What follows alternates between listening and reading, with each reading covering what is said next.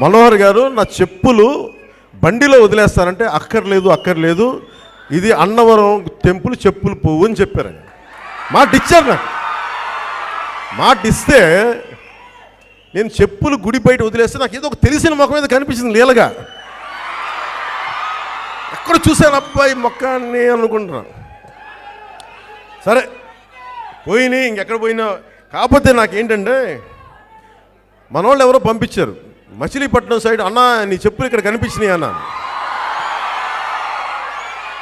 నాకు అది ఇందాక అనిపించింది. మనోహర్గా మన భోగల ప్రసాద్ గారిని అడుగుతున్నా, ప్రసాద్ గారు మన అత్తారింటికి దారి సినిమా కూడా రిలీజ్ అయితే దాని పైరసీ కాపీలు మచిలీపట్నంలో తేలినాయి. ఏంటండి కనెక్షన్ రెండింటికి?